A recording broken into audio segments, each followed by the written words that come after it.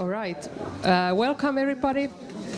Welcome to this book launch of an international anthology called School Shootings, Mediatized Violence in the Network Society.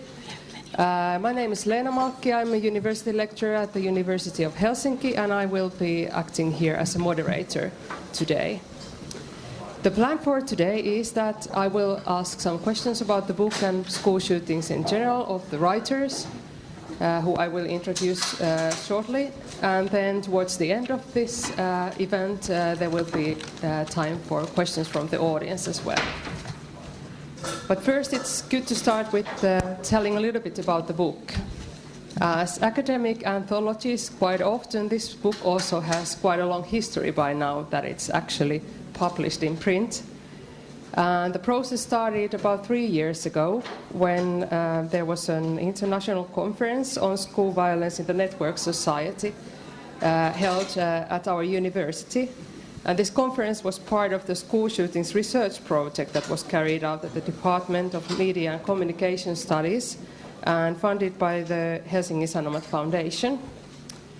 That conference was a success in terms of participants. There were over 100 participants, journalists, scholars from many fields.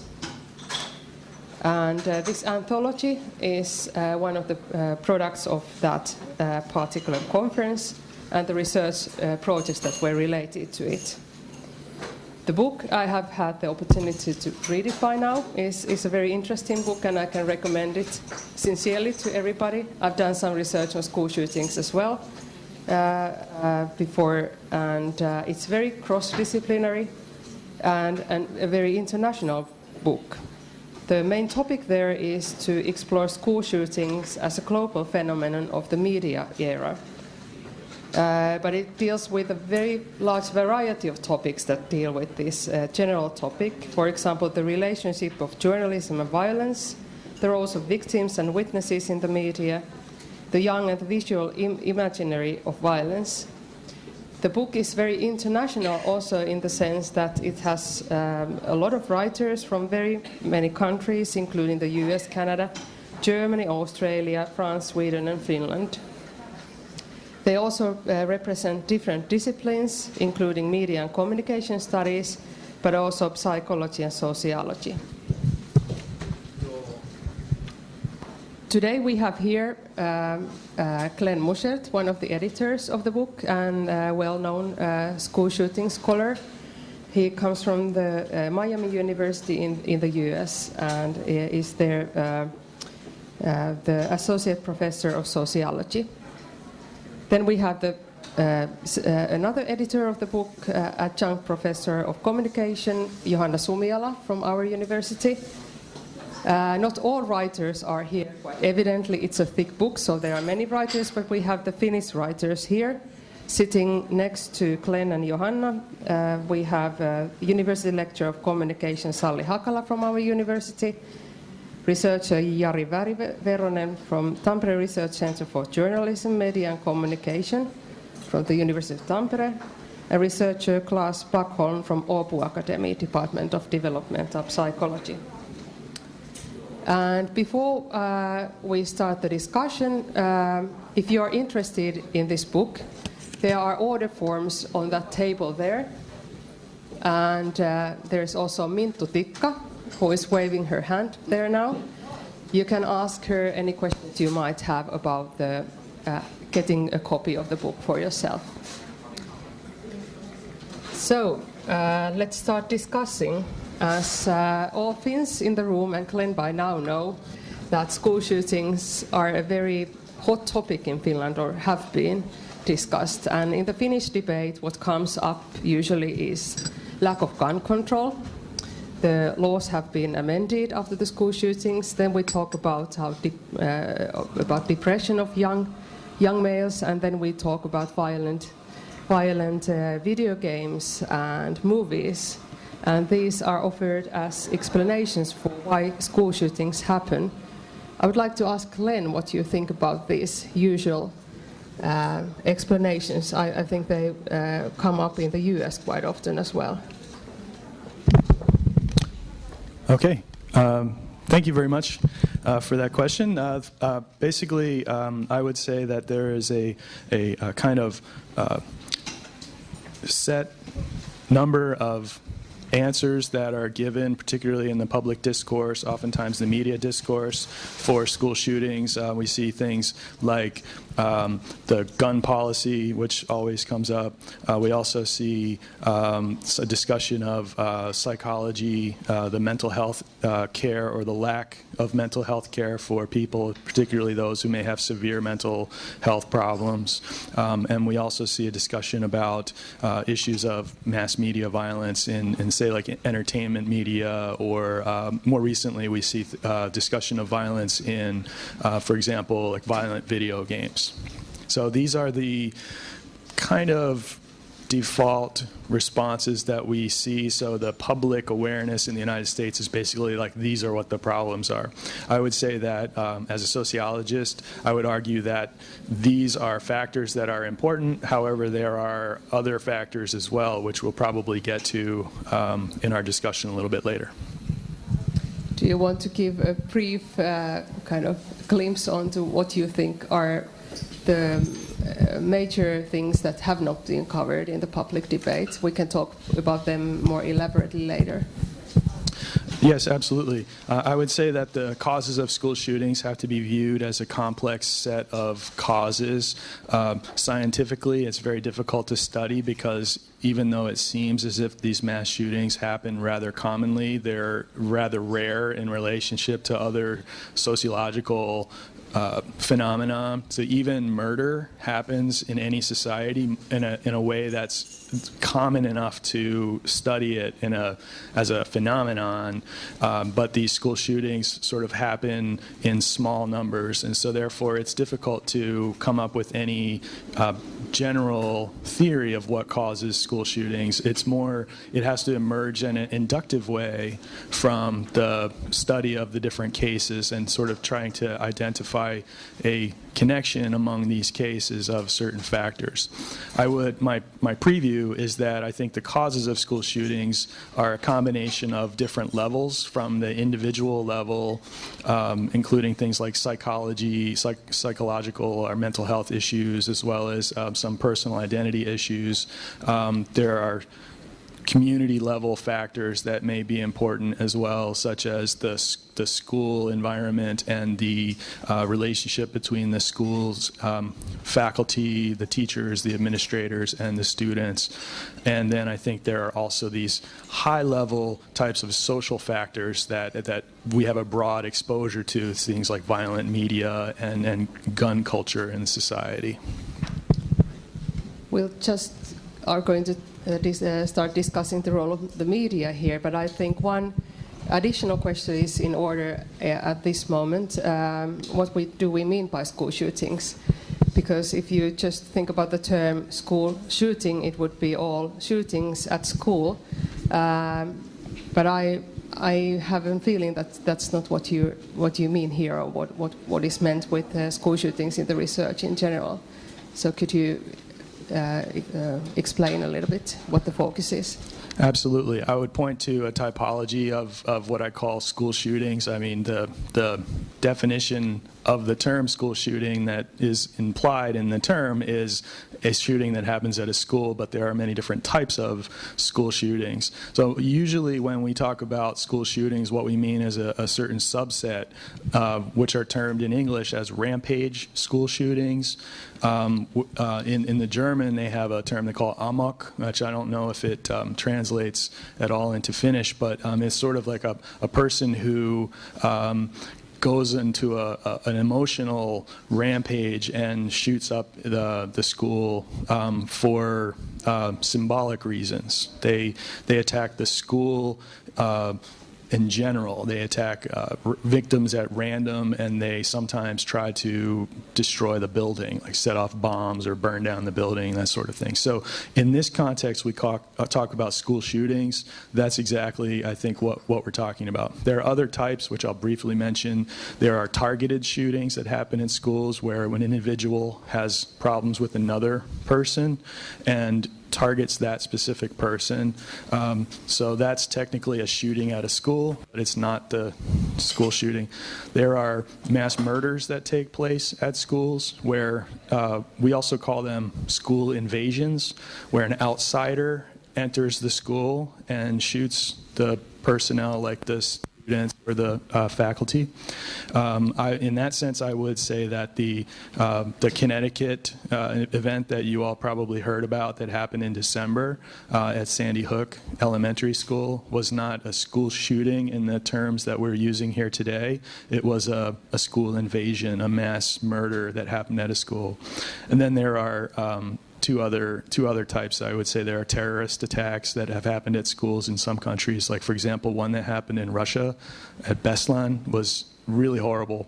There are some that happen in other countries as well. And then finally, there are government shootings. I point out that in many national situations, contexts, there are the government forces like the police or the military can be violent towards students, oftentimes when students protest. So in my own country of the U.S., for example, we have a famous shooting that happened at Kent State University where students were protesting the Vietnam War. It was actually the covert invasion of Cambodia, and they were shot down by National Guard, who are the kind of military.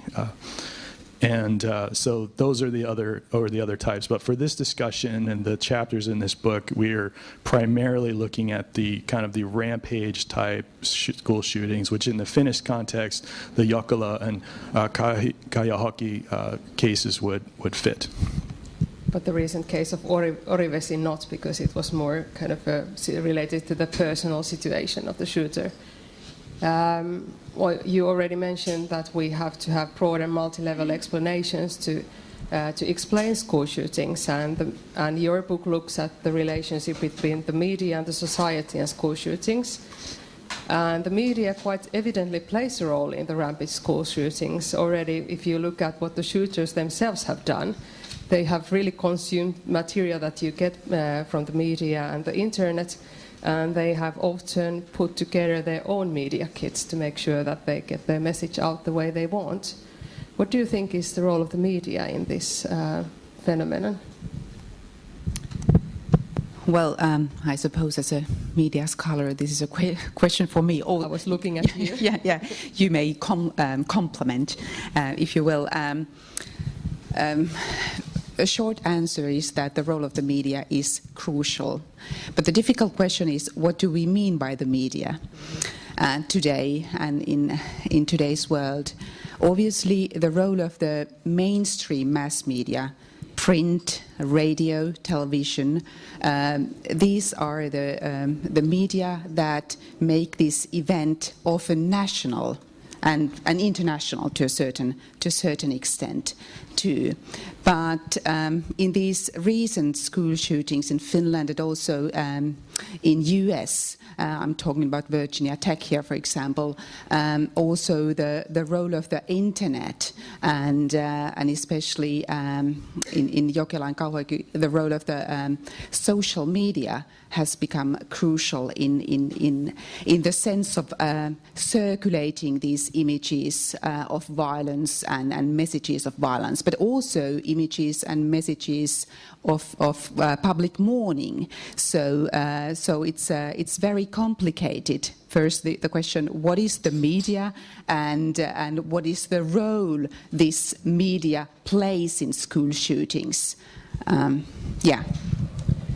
The attention that the school shootings have got has dramatically increased, I think, from the late 1990s onwards, and especially after the Columbine shooting.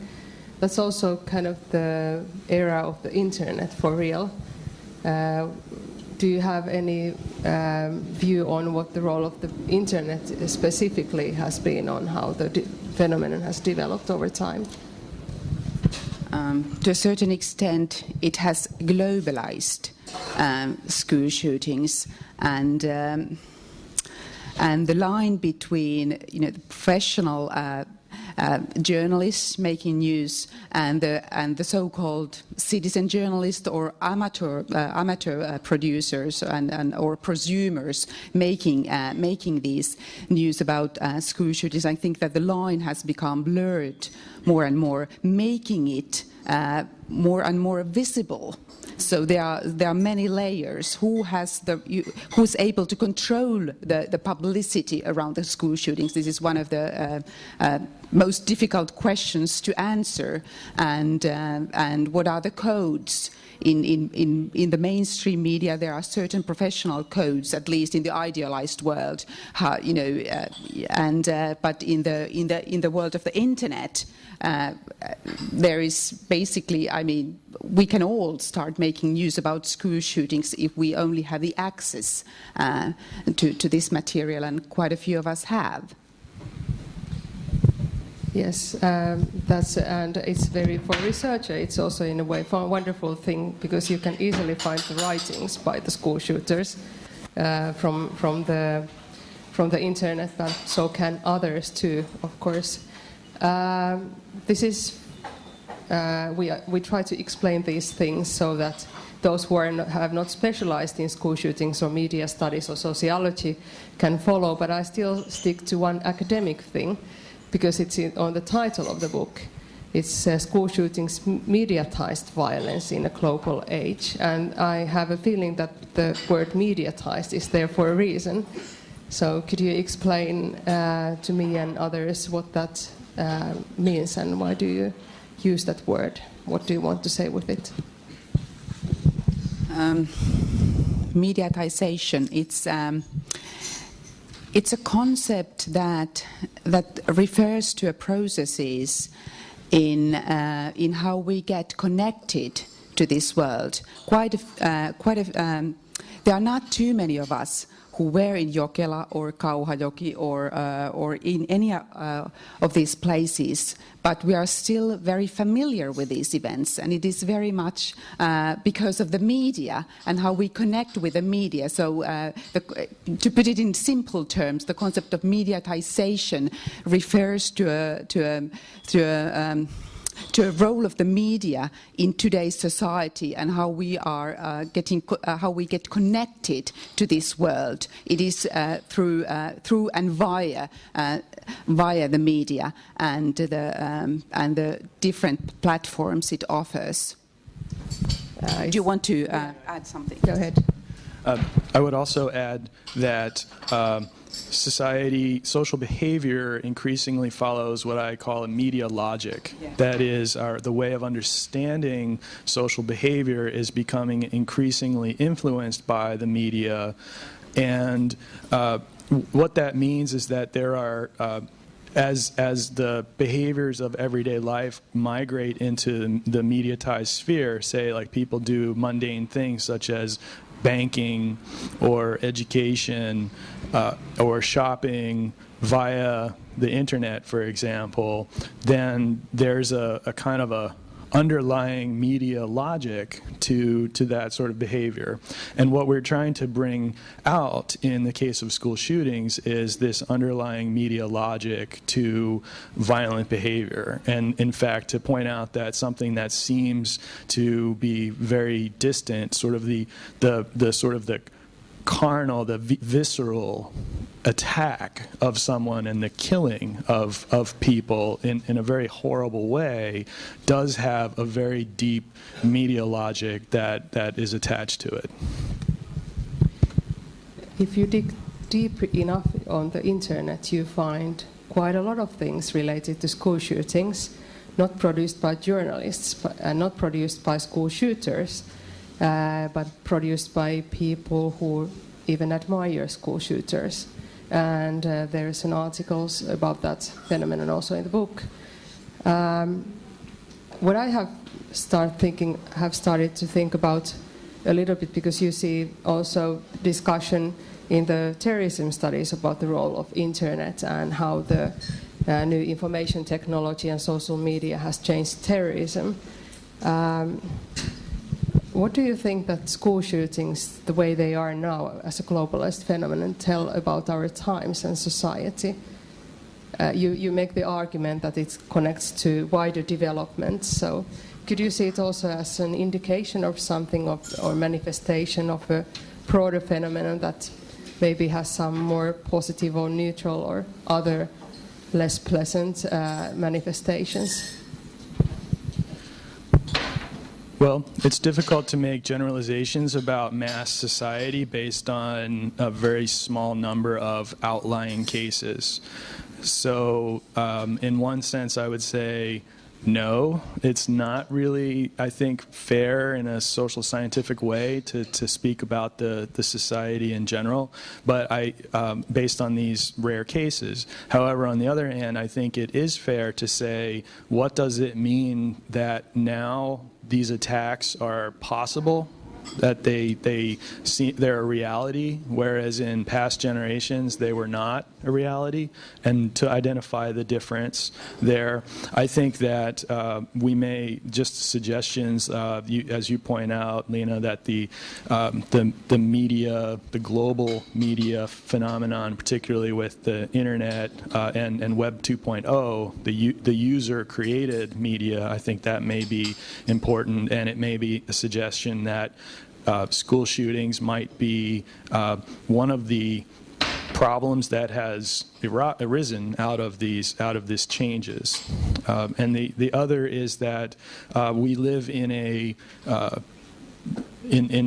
the U.S. and in Finland, we live in an increasingly neoliberal political situation, and what the neoliberal agenda involves is the undermining of many social institutions and the putting the responsibility for pretty much everything on individuals.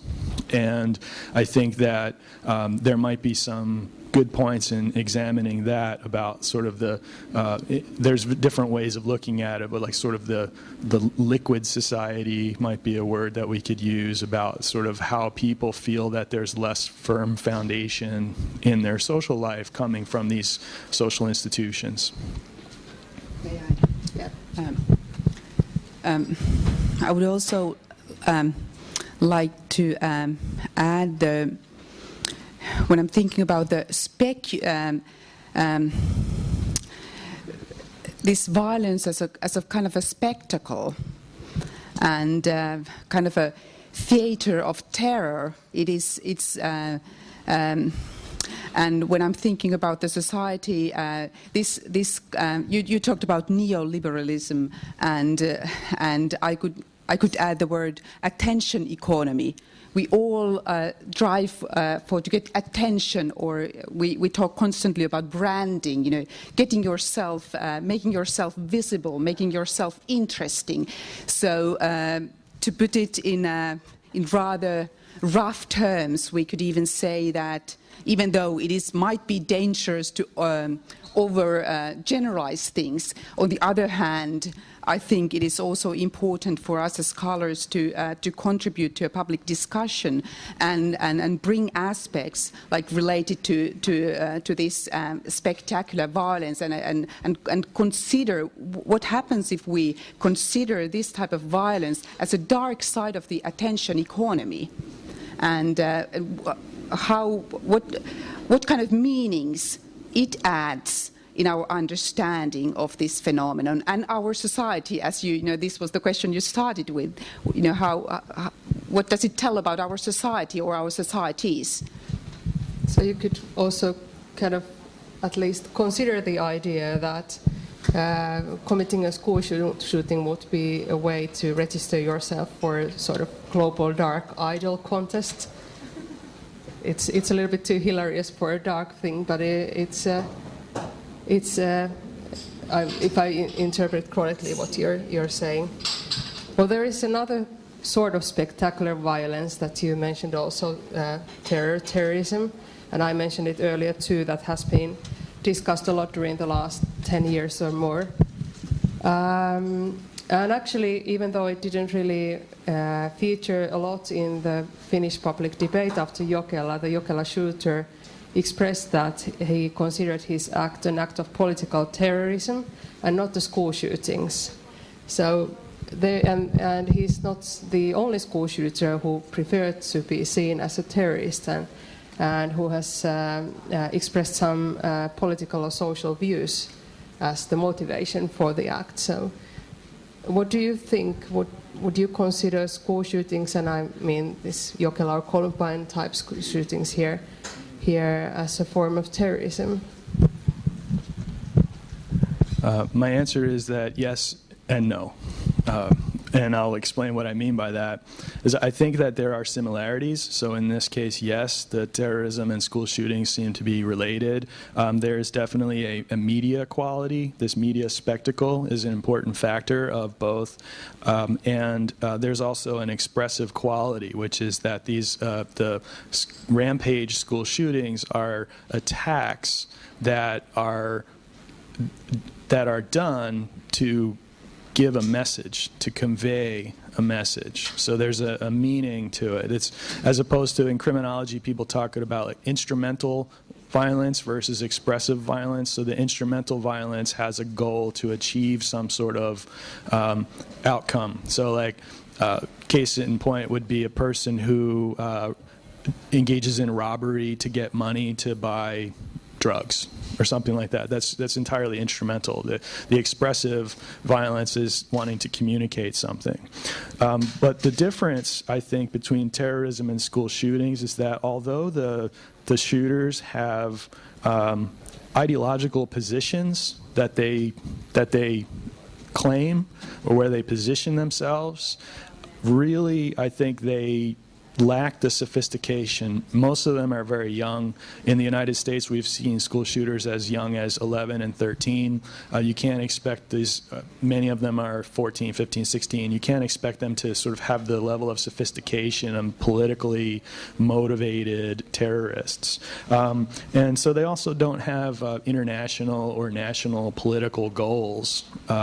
Case in point would be when there's a bombing in a certain city, the media will receive numerous calls from various terrorist organizations claiming that they're the ones who did that attack, and it's to get the message out there, whether or not you actually did the attack. And so we can't really compare. I don't think at this point it's not really fair to call school shootings terror attacks, even though there are some similarities. Not all expressive violence needs to be terrorism anyway. Yeah. Well, this is a question that I often get, this school shootings and terrorism question, when I have been talking about this. I'm terrorism scholar by background, as you probably guessed by now. But another question that pops up very often is that why in Finland? Because even though there are a lot of shootings at schools in various parts of the world, school rampage shootings, as we talk here now, are also a global phenomenon now. But there seem to be certain countries where there have been more school shootings than in other countries. The US is clearly one of them. Canada, maybe another one. Germany and Finland. Those kind of stand out. Or we just think that Finland stands out because we live in Finland. But anyway, it makes it interesting for us. There have been shootings at schools in Sweden, in Norway, in the Netherlands, but they have not been that kind of expressive violence type of rampage shootings. So would you have an explanation for why these countries and why Finland? The US we all understand, the gun culture and everything, we think we understand, but inform us, please. Well, the global school shootings are not only an American disease, so the European contexts are not immune from the American diseases. There are some similarities. The relatively high level of gun availability and the presence of a gun culture, and oftentimes in rural areas, is very common. According to the UN Small Arms Survey, The United States has the highest level of gun ownership. There's approximately one gun for every one person in the United States. So for every 100 people, there's 100 guns in the society. So there's over 300 million people in the United States. And then there are other countries that also stand out as having high rates of gun ownership. And I'll go down the list that may interest you. You have Serbia, Yemen, Switzerland, Cyprus, Saudi Arabia, Iraq, and Finland. The level of gun ownership in Finland is actually consistent with a number of countries in the EU, mostly Nordic countries, but also Germanic countries. So Austria, Germany, Sweden, Norway, Iceland. So Finland is like kind of slightly higher than those countries, but all these countries are at the same level, more or less.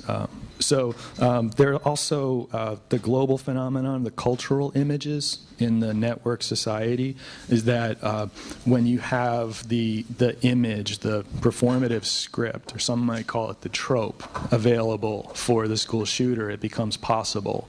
So the Finnish school shooters have the availability through YouTube and other forms of media on the internet to see an example of what a school shooting would be like, and then to make it happen in the Finnish context. And there are strong suggestions that that's precisely what happens in some ways. In other words, the image of the school shooter can be translated across national and cultural borders via media. There's a couple of differences I would point out. I suggested earlier that the need for guns may reflect a breakdown of social institutions. In the United States, I would say that is potentially true in part. In urban areas, some urban areas have very extreme pockets of poverty and violence, and the people in these neighborhoods cannot rely on the police to come to help them, and so they don't live by like kind of the normal law and order. They live by what's called the code of the street, where they have to protect themselves. So for the people in these environments, gun possession is really almost a necessary adaptation to the environment where they live. And then we also have wide gun ownership in the rural areas, which would probably be similar to what we would observe here in Nordic countries, where people use guns for hunting and or people that have ranches, or they want to shoot the wolves or something that are coming to take their animals. Those kinds of things. And I think one difference that I observe between the United States and Finland in particular is that Finland has been much quicker to engage in a discussion about media ethics.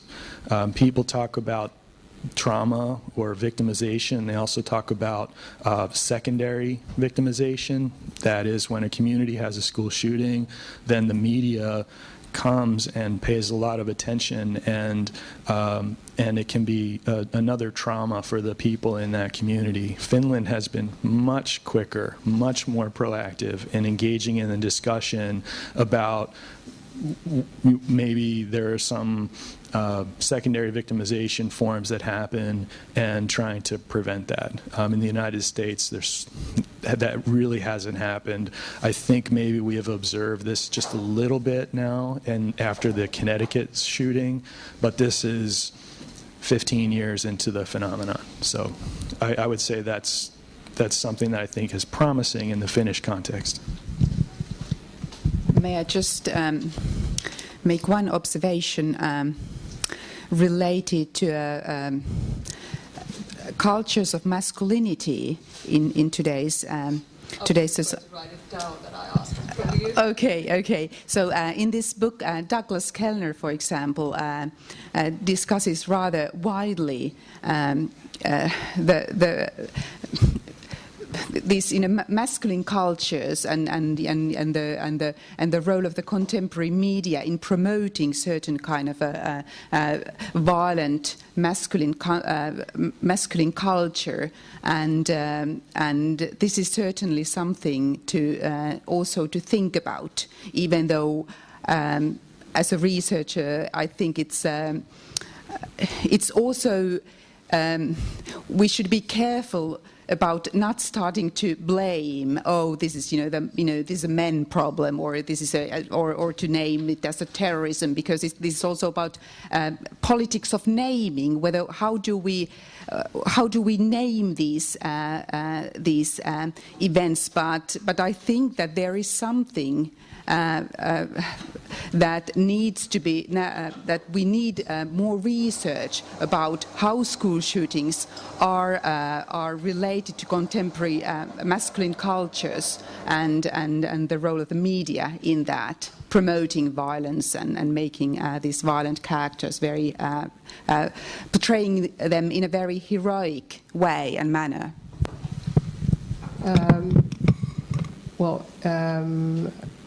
We talked about the US and Finland, and another country that has had quite a lot of school shootings is Germany.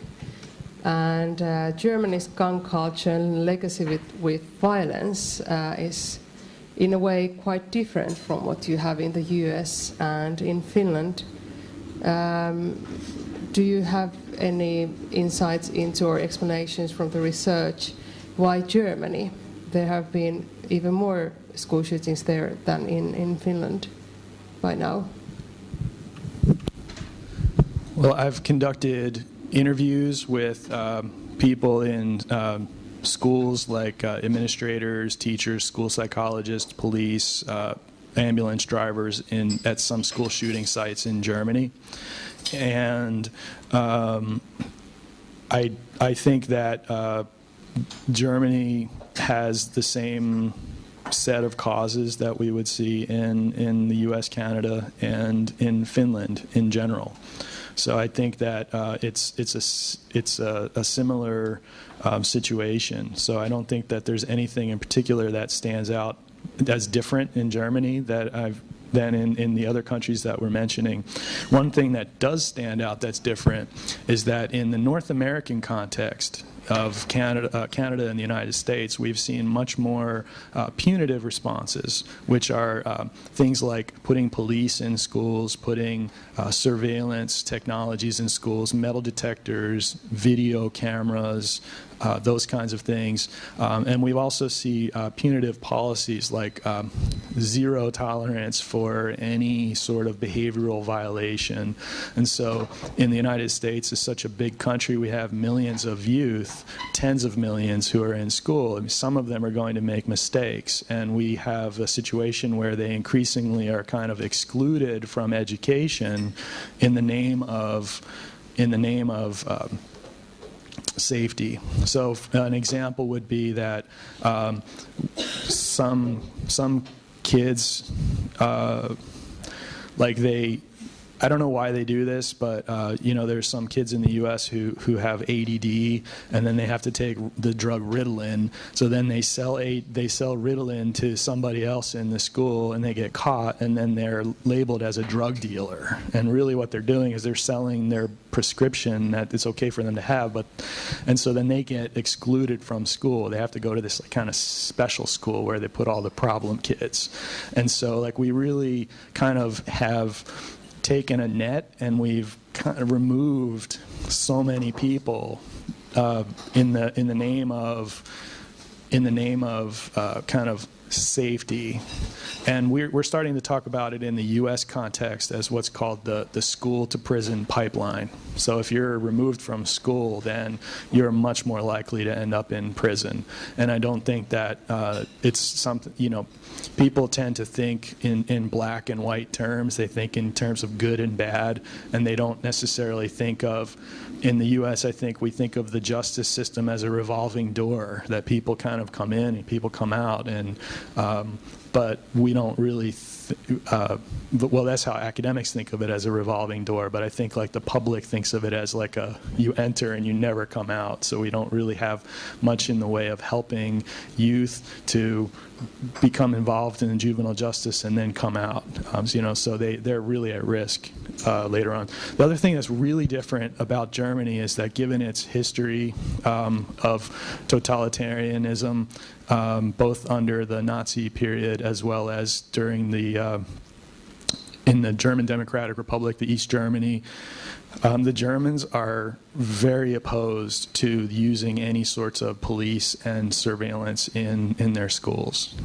They just will not do it. And in a sense, I think that they're right to go that way. I mean, what we've learned is that these punitive measures, these control measures, may do more harm overall than they help. So the Germans are kind of very articulate in saying, well, if we had cameras in the schools, then the only thing that we would have would be better images of the event happening. It wouldn't stop the event from happening at all. And then when you ask what does stop the events from happening, what they will try to mobilize is what's called the informal social control, the ability of the community to control the behaviors of their youth, rather than relying on the police or metal detectors or surveillance cameras.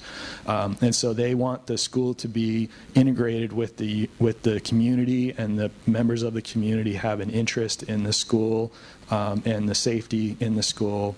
And I think in the United States we're like kind of creating more airport secure zones in schools where the students kind of can come in and then they can't really leave because the doors, a lot of the places, because they can't lock the doors. They would, but they're not legally allowed to lock the doors. So what they'll do is they'll have these things that if you press on the door, then after 15 or 30 seconds, it will open. And then it sets off this fire alarm and everybody can get out in case there's a fire or something, you know. But like in reality, like the students don't like kind of come in and come out. And I'm not that old, I'm 43 years old, but I do remember like, you know, the ability to like when I was a student in school, particularly high school, the ability to like kind of leave, go eat lunch and then come back. And that just sort of doesn't happen anymore. It's just like, you know, when you go in the airport, once you're in that security. You don't want to leave, right? Same thing. Do you want to add? Yeah. Pass it around. Yeah. Thanks.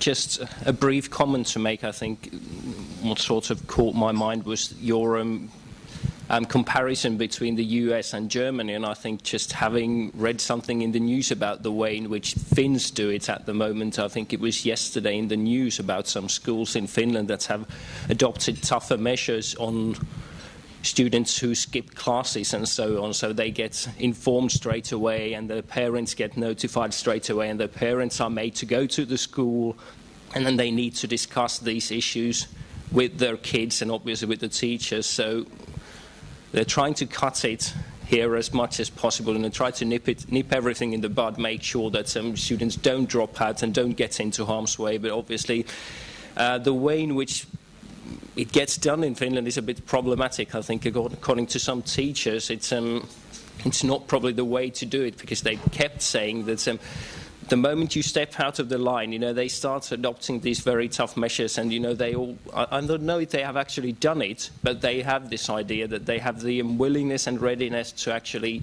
sue people or sue parents who, you know, stop coming to these meetings if their kid skips classes for a while and then the parents don't come to these meetings. They say, okay, fair enough, we're going to let the police deal with you if you don't care about your kids. So this is somewhere in between. I think if you think about the German way, which seems to be very sort of inclusive and using these soft methods, and the Finnish way is somewhere in between. You have these punitive methods as well that seem to come in place rather quickly if you don't, you know, go by the book, as the saying goes. So that's just a brief remark.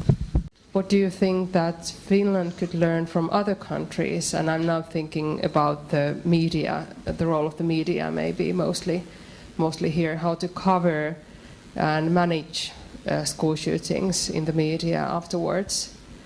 And I would be also very interested to hear Glen's opinion what the US could learn from Finland in that vein too. But maybe we start with what Finland could learn. The mic is there already. Okay, I can start. Can also contribute, of course. Well, from a psychology point of view, I would say that there's still a lot to do when it comes to education of young journalists. This is nothing new. There's and there has been a development in the right direction after the first shootings here and so on. But I still see, depending on where in the country you are talking to media teachers and journalism teachers, that there's a huge variety on how much effort is put on crisis-related journalism and how to talk to victims. The ethical parts, first of all, I guess that's the basic part. The ethical parts on how to interview victims and how to work then and there. But also this a bit more hidden part, crisis reactions, at least some kind of introduction to crisis reactions. Among victims as well as among journalists working then and there. So I see that that's one point where we could learn from other countries, but also the other way around, that other countries could learn from Finland. Mm-hmm. Okay, it's really difficult to say what we have learned about other countries, but especially I focus on the question about this is really school shootings. I would say it's really phenomena of the global media age, and that means that how media in that situation meets those who are really victims and who needs some kind of help in those very different spectacle cases what we have seen. And when I've written this article in this book, I said something about that it seems to be clear that media refuse to accommodate to victims' need in those situations, but victims had to accommodate a square with the media reality, and that's why I think that what we have to learn about, for example, in Jokela case, it's very useful and as we know, Finnish journalists has after these events even worked there. Did they work somehow to making contact with trauma and journalism? What's that? Dart Center and trauma and journalism for classes connect person actually in Finland. So I think that we have and we could learn, but we especially I think we had to think about this. This is really phenomenon, not a single event, which we had considered it as a Finland, especially after Jokela and even after Kauhajoki. We didn't have any very large societal conversation or discussion about what is behind of this kind of events and phenomenon. If I can add to Salli, we talked with Salli earlier about the way that victims were discussed in the media. And obviously after the Jokela experience, the media is quite reluctant to go that way. And the difference is not only striking when you compare it to the school shootings in the US, including the official reports that publish the photograph and names of the victims, but it's also very different from how many countries deal with terrorist attacks.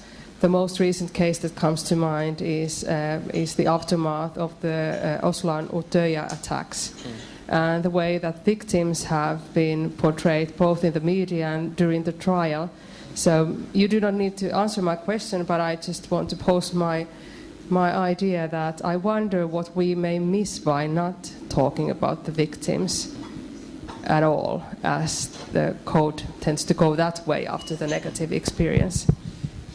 Yeah, I mean, I totally agree with you. The problem with not focusing on the victims, as happened in the Finnish cases, was that you tended to focus on the shooter, because that's the opposite side of the pole, if you will, and that creates a huge problem. I think that's why the shooters in both Finnish cases got a huge amount of media attention. I mean, Salli's done a lot of work on that, and the numbers you've presented are quite baffling in many ways. You can't understand why the shooter and his actions they keep repeating these in the media over and over again, and that's how this process of circulation happens. Anybody who picks up a newspaper, looks at the news on TV, listens to a radio news broadcast, just gets this information time and again, and you have to ask yourself, why does this happen?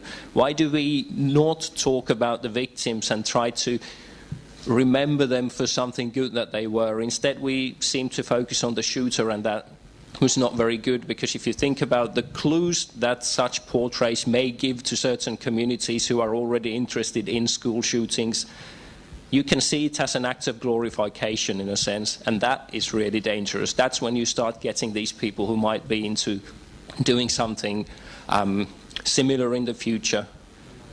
In fact, you could argue that the Kauhajoki shooting was, in very many ways, just a copycat attempt of Jokela, and unfortunately a very successful one, I suppose, from the point of view of the shooter. So that's the hard thing to bear, really. So that's what journalists have to think about, and I think the Norwegians set us a quite nice example after Utøya, because there the biggest newspapers and the biggest media outlets had some kind of an agreement made where they decided not to talk about the shooter too much, not to talk too much about what might have caused this at a moment when everybody in society was clearly quite unable to take all that information in. So they decided to focus on portraying the locals' grief, giving room to this public grief, and then, when the idea of this horrible event has kind of come to with people, then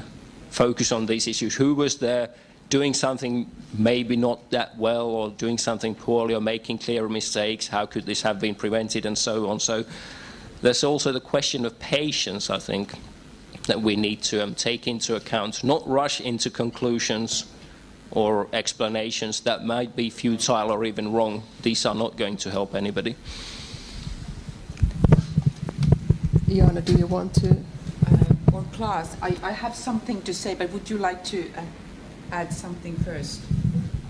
Or are you going to? You can go ahead. Yeah. Oh, just before giving a last word to Glenn, I just wanted to collect some of the ideas that I think we have been discussing here, which I find important.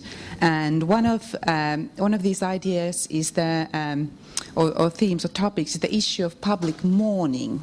I think it's important to discuss whose death are we publicly mourning or grieving, because that tells about whose suffering we identify with.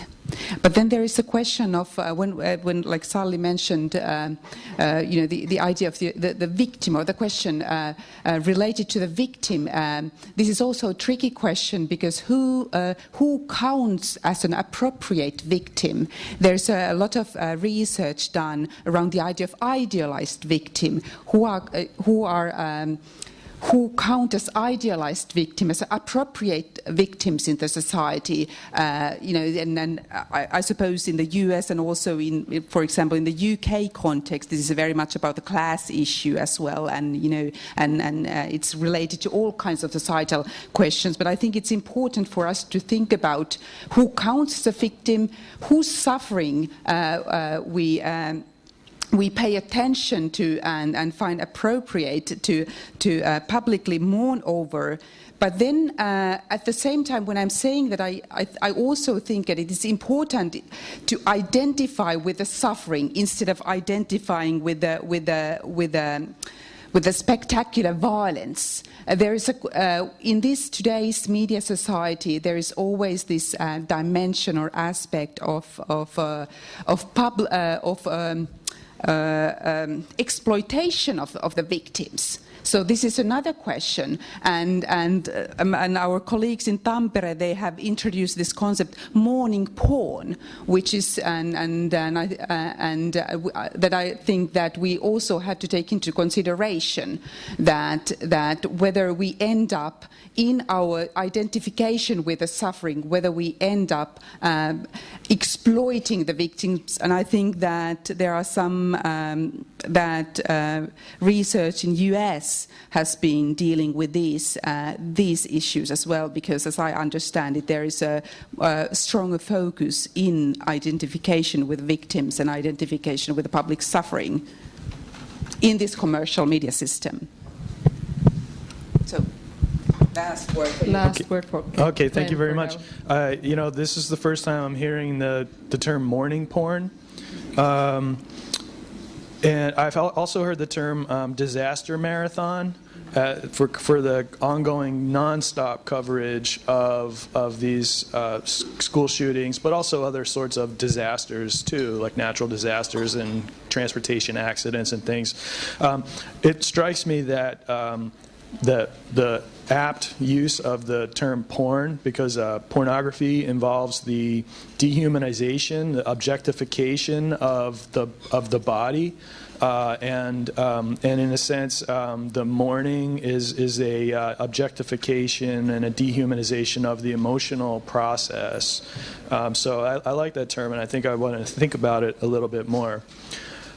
I do point out, though, that the offenders and the victims are in relationship with each other, not only in the event, of course, in the most tragic way, in the event itself. However, if we look at these media events as stories, as dramas, then we see a dramatic binary relationship between the victims and the perpetrators. So we can't just necessarily disconnect the way that the victims are discussed from the way that the offenders are discussed, and vice versa, because they're in relationship to each other.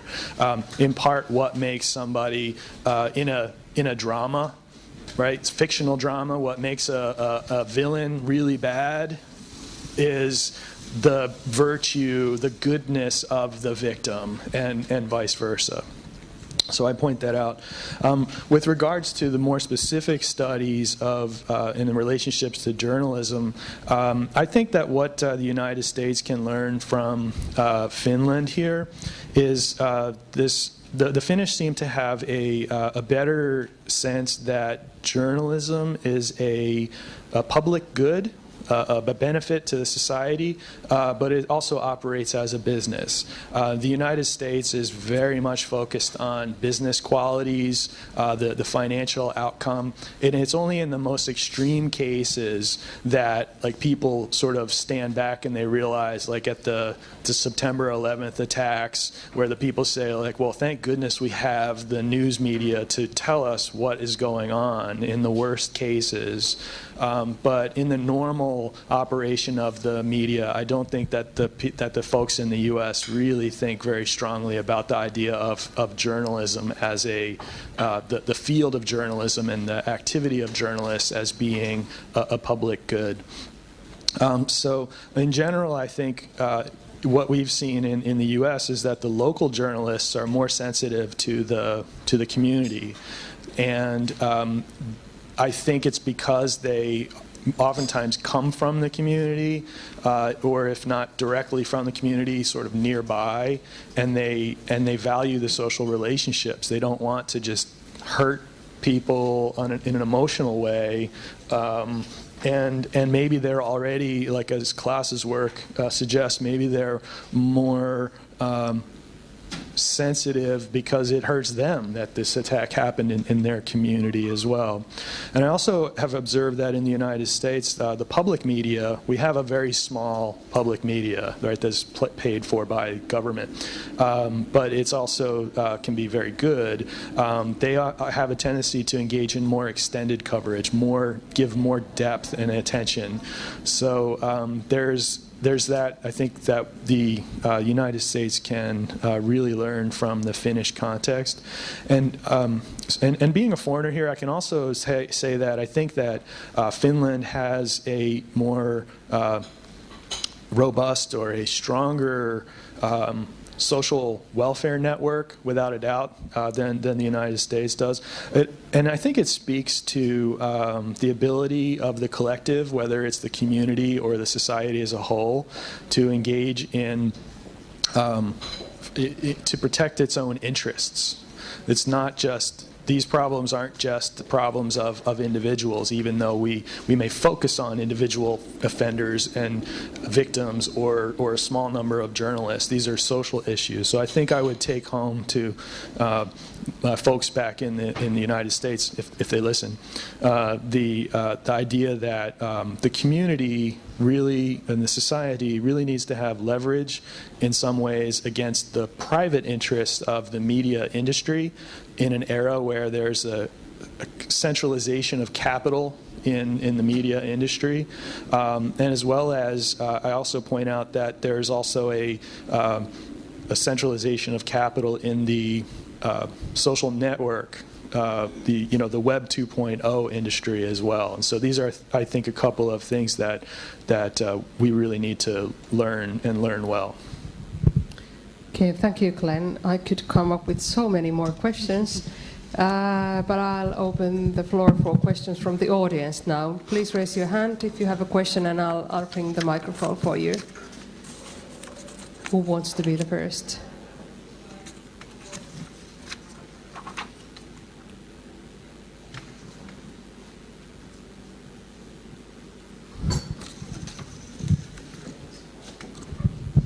Hi, thank you very much for your presentations.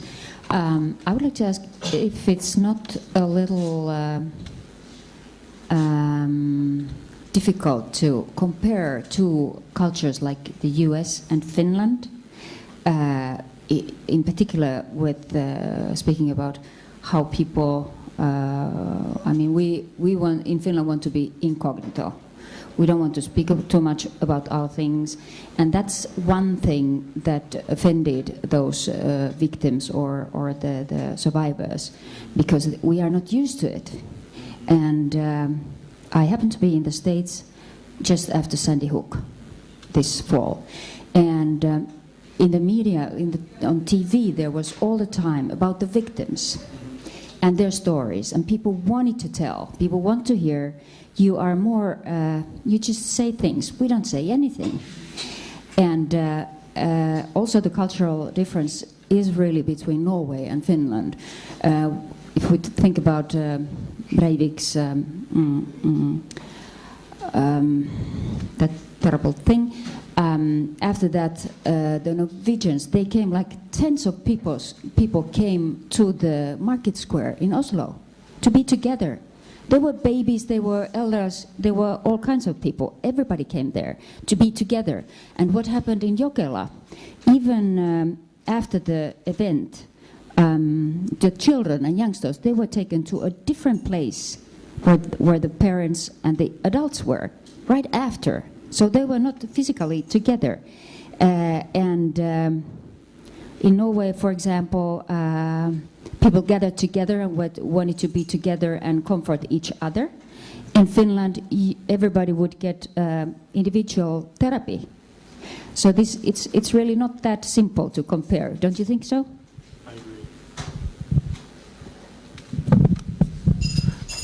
I agree very much that it is sort of, there's a limit that we must limit how much we make direct comparisons, because the meaning of events and the cultural context are very important for us to understand.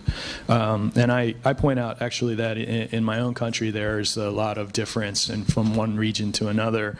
The Connecticut Sandy Hook shooting happened near New York City, and that's an area of the country in the U.S. where people sort of are more open and outgoing. They talk a lot, and I mean, sometimes we think of New Yorkers as being kind of loud and things.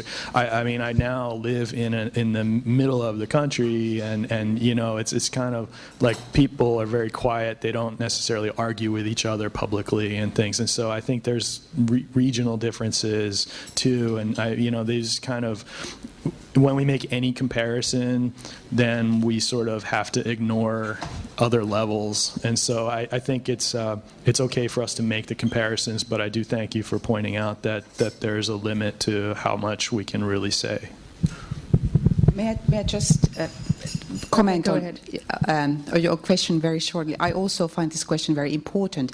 Yet I would like to point out that, especially when we think about the Finnish context, what I find interesting is that we often say that grief and mourning is privatized in Finland. It belongs to the private realm or private sphere, not to the public sphere. But having done research on other types of public deaths in Finland, I tend to think that it depends greatly on the death itself.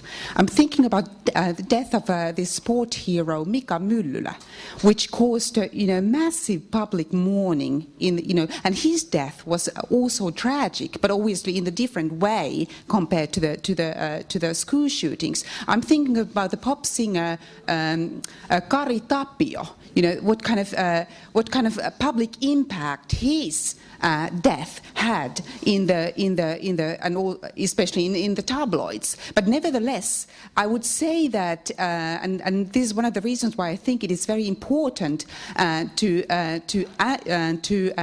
study public deaths in more general, because then we can find out that it's not always the case that the mourning and the grief belongs to the private sphere. It also belongs to the public sphere, but it depends whose death are we talking about. And then and I think this relates to the fact that whose death do we want to identify with, and when there is a difficult or ambiguous death, there's a tendency to repress it or to deny it. And these are the questions that I think that by doing research on these kind of topics, we can learn about our own society also. So this was just to add to your excellent comment. Thank you. We have a question here on the back. This is where I disappeared. Hi, now my name is Lili Korpiola. I would like to ask, okay, just to give you a brief background, that due to Jokela and Kauhajoki, currently in Finland, the police forces and officials are preparing for even greater violence and disaster. And they took it very seriously. They understood their role. But in Finland, because of our governmental system, we have separate spheres of communication and authority. The one is the police force and authorities, and the other is the political communication, the politicians. And our official, how would I say, mildly, they see our political leadership as a problem because they're not very good communicators. And that's the biggest, because you have to take both of those roles in order to somehow repair the collective consciousness and in order to recover the people. But how would you evaluate in American context if you think Obama's ability to be a symbolic leader? What is the style, I mean, in your country, if I look at the latest disasters and acts of violence, that how seriously American politicians are taking this role of symbolic leaders and how they are operating in order to somehow repair the collective mind of people? Because this is the big question which is currently, I mean, they're really seriously pondering this question in Finland at the moment. To give just the background, that we were thrilled by the way how the Stoltenberg was able to deal in Utöya, the situation, and that has sort of triggered this debate within the government. Well, I have to assert my modesty in the sense I'm only really one person, and I am certainly not a spokesperson for kind of evaluating President Obama and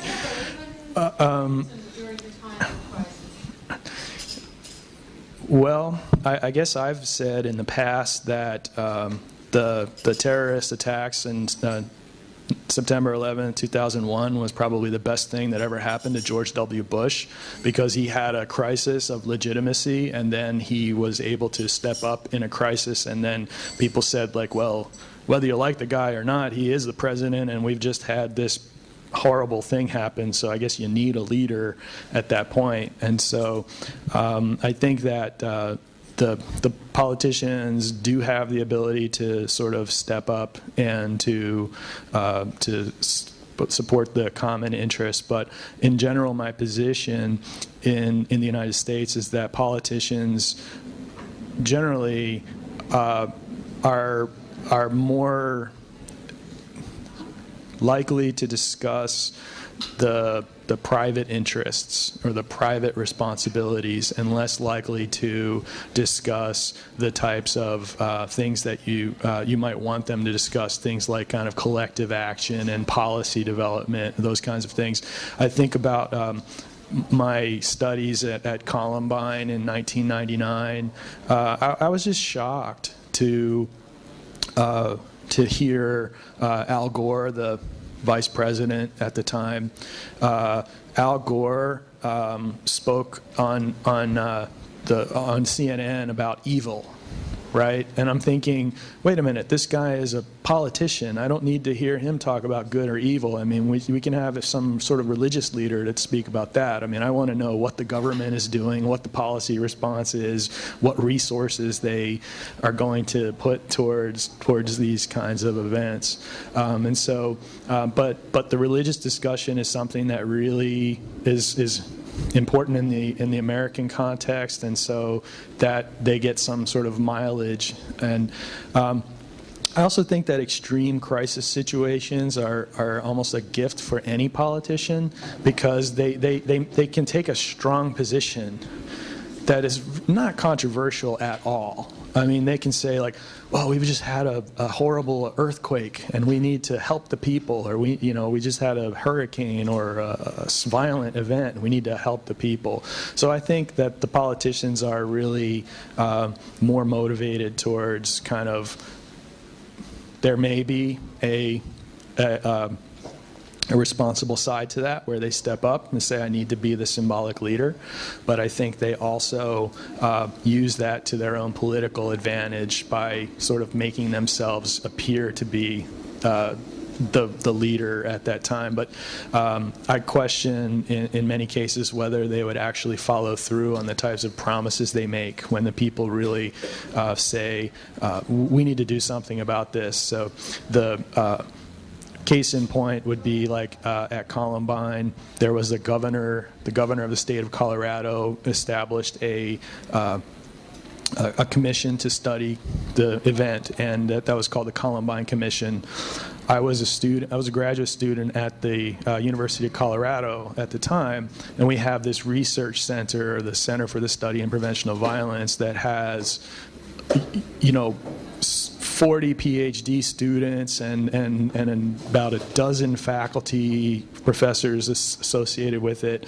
But then the people who end up on this Columbine Commission are like, a retired judge who doesn't really know anything about this issue. Somebody who is like a retired police commissioner or something like that. And so you end up with the political people in those positions, when I think they really should come to the academics to have that discussion, like, please, you guys have the skills, please tell us what we ought to do. But that really doesn't happen quite as much. So President Obama announced the formation of a task force or something on school violence, and they would supposedly throw some resources towards that. I don't know. I mean, I don't know if I'll be in it or not. Probably not. But I would like to be. I mean, I would do it for free, right? But anyway, we'll see. We'll see what happens. So I'm a little bit skeptical that anything kind of really changes. Skeptical like we are, many of us, when it comes to our politicians, their ability to cope with Yeah, and I'd also say that I'm not really a politician, so I would have a better answer if I was a politician, but I'm not. I'm pretty much never going to be a politician. Yeah, I've done some interviews with representatives of the Finnish police after Kauhajoki and Jokelan, especially about the measures taken after that, and the police was complaining in so many words about how they managed to change the gun control, but the politicians are not able to make the changes that are more in the realm of social welfare and education to happen. I don't know how much they think like that now. It was about 2 years ago, and I haven't seen a lot of movement in that area. And I have to say the Finnish police force, they have established a crisis media team of 40 police, special task forces, when they're currently preparing really for the big disasters, and then the police will be deployed in every media, and they will, with their sleeping bags, feed the media and explain what's going on. So they're taking really seriously. But in the Finnish system, you have the police, which is the sort of authority communicating. But then you need on the side the political leaders to give like this explanation, and that's where we have now a big problem. But the next thing when it happens, we're going to have at least the Finnish police force is taken very seriously, and Salli's reports and others. So they're going to act. It will be interesting to see what the discussion is after the next incident on the political leadership and the media, whatever kind of an incident it will be when you will be doing non-stop reporting on tragic events. Glenn, please. This discussion of sort of what the police are doing and what political officials are doing is something that I think gets hidden. So the average person walking down the street probably wouldn't know about this. And so I can tell you a little story, if you like. My Aunt Bernice, who's actually my mother's aunt, she just passed away last year. She was 90. And so my mother is I won't give my mother's name, but or my mother's age, because I think this is on the internet. So my Aunt Bernice called my mom and said that she heard in the news that there was a problem with the chicken, and like it was contaminated, and so don't eat chicken right now. And then my mother called me and told me there's a problem with the chicken. Don't eat the chicken. And I said, well, is it a chicken at a certain place, or is it chicken at a certain company or a certain restaurant or something? I mean, you know, I live in a country that's 300 million people. I mean, there's a lot of chicken in that country.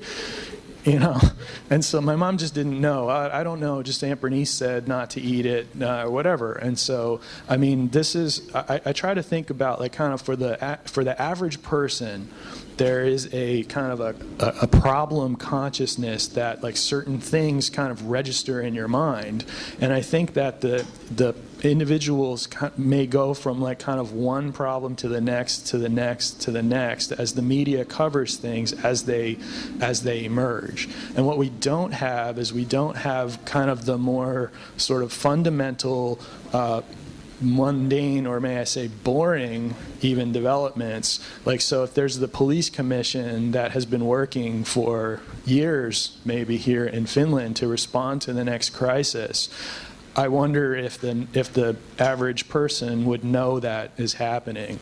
It might be helpful if they knew, they felt that the police are being responsible and working with academics to understand and to do a better job in the future. But I think that people don't. The reason why I bring up the story about the chicken is because the people don't really like pay attention very long. They just sort of say like, oh, problem with the chicken, I better change my behavior and not eat chicken for the next few weeks or something like that. And then they're on to the next thing, because maybe a big snowstorm is coming, and you need to prepare for that, or who knows.